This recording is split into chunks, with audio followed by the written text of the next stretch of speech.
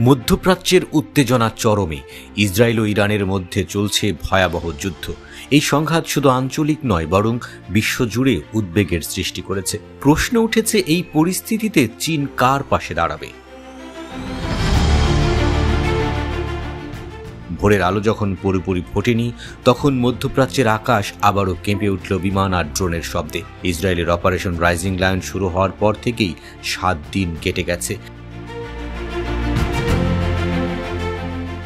এই অভিযান মূলত ইরানের পারমাণবিক, সামরিক এবং শাসক গোষ্ঠীর লক্ষ্যবস্তু করে চালানো হচ্ছে। এর ফলে ইরানের ইসলামিক রেভলিউশনারি গার্ড কোর IRGCর সিনিয়র কমান্ডার এবং পারমাণবিক বিজ্ঞানীরা নিহত হয়েছেন। ওয়াশিংটন ভিত্তিক একটি ইরানি মানবাধিকার সংস্থার তথ্য অনুযায়ী ইরানের কমপক্ষে 639 জন নিহত হয়েছে, যাদের মধ্যে 263 জন বেসামরিক নাগরিক। আহত হয়েছেন 1300 জনেরও বেশি। এর প্রতিশোধ হিসেবে ইরান ইসরায়েলের দিকে প্রায় 400 ক্ষেপণাস্ত্র এবং শত শত ড্রোন নিক্ষেপ করেছে। এতে ইসরায়েলে অন্তত 24 জন নিহত এবং শত শত মানুষ আহত হয়েছে। এই সংঘাতের জেরে আঞ্চলিক উত্তেজনা এক নতুন মাত্রা পেয়েছে। এই পরিস্থিতিতে বিশ্ব তাকিয়ে আছে চীনের দিকে। বেইজিং কি ইরানের সমর্থনে এগিয়ে আসবে?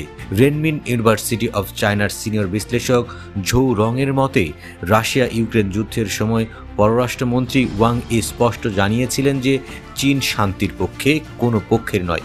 এবারও ইসরায়েল হোক বা ইরান, চীনের অবস্থান একই থাকবে। ঝু আরো বলেন, চীন এই অঞ্চলে শান্তি প্রতিষ্ঠায় যথাসাধ্য কাজ করবে। আমরা নৈতিকভাবে ইরানকে আরো সমর্থন দেব, তবে কেউ চীন বা অন্য কোনো দেশে ইসরায়েলের হামলা আটকাতে পারবে না।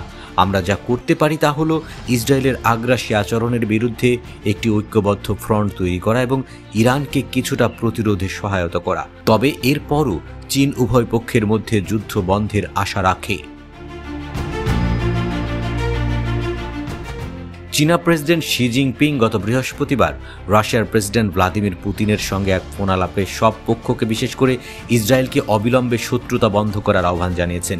সিনহুয়া বার্তা সংস্থা জানিয়েছে, শি বলেছেন, সংঘাতের পক্ষগুলো, বিশেষ করে ইসরায়েলকে যত তাড়াতাড়ি সম্ভব শত্রুতা বন্ধ করা উচিত, যাতে চক্রাকার উত্তেজনা রোধ করা যায় এবং যুদ্ধের বিস্তার দৃঢ়ভাবে এড়ানো যায়।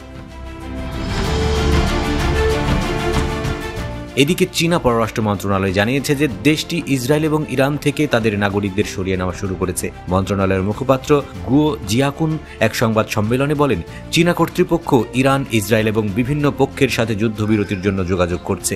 যুক্তরাষ্ট্রের সম্ভাব্য সম্পৃক্ততা এবং ট্রাম্পের মন্তব্যের পর যুদ্ধের সম্ভাব্য মার্কিন সম্পৃক্ততা নিয়েও উদ্বেগ বাড়ছে। প্রেসিডেন্ট ডোনাল্ড ট্রাম্প বুধবার ইরানি পারমাণবিক স্থাপনায় মার্কিন বাহিনী হামলা চালাবে কিনা সে বিষয়ে অস্পষ্টতা দূর করেনি। তিনি বলেছেন যে তেহরান আলোচনার জন্য যোগাযোগ করেছে। তার এই মন্তব্য এমন এক সময় এসেছে যখন তিনি যুদ্ধের প্রস্তুতি নিচ্ছেন বলে মনে হচ্ছিল এবং ইরানি সরকারের নিঃশর্ত আত্মসমর্পণ দাবি করেছিলেন।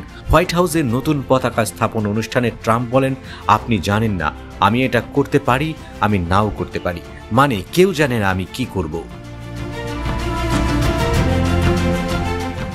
ঝু বিশ্বাস করেন যে ট্রাম্প পুরো অঞ্চলে যুদ্ধ ছড়িয়ে পড়ার সম্ভাবনা নিয়ে উদ্বিগ্ন। তিনি বলেন, আমরা জানি যুক্তরাষ্ট্রের মধ্যপ্রাচ্যের বড় সামরিক ঘাঁটি রয়েছে। যতক্ষণ না সেই ঘাঁটিগুলো সরাসরি লক্ষ্যবস্তু হয়, ততক্ষণ ট্রাম্প ইরানের বিরুদ্ধে যুদ্ধে মার্কিন যুক্তরাষ্ট্রকে জড়িত করার আগে দ্বিধা করবে। ঝু মনে করেন, ট্রাম্প ইরানকে আক্রমণ করবে নাকি চাপ বাড়িয়ে যুক্তরাষ্ট্রকে একটি চুক্তি করতে বাধ্য করবেন তা বিবেচনা করছেন। ঝু বলেন যে ইসরায়েলের সাম্প্রতিক হামলায় IRGCর বেশ কয়েকজন অভিজ্ঞ জেনারেল নিহত হয়েছেন। তিনি উল্লেখ করেন, এই লক্ষ্যবস্তু হত্যাকাণ্ড অব্যাহত থাকবে। ইরানের সমস্যা হলো তারা ইসরায়েলের বিরুদ্ধে একটি শালীন, বড় আকারের প্রতিশোধ নিতে পারছে না। অভিজ্ঞ কমান্ডারদের মৃত্যুর পর পদোন্নতি পাওয়া নতুন কমান্ডাররা অনভিজ্ঞ। এই পরিস্থিতিতে ইসরায়েলের বিরুদ্ধে ইরানের প্রতিশোধ দুর্বল হবে।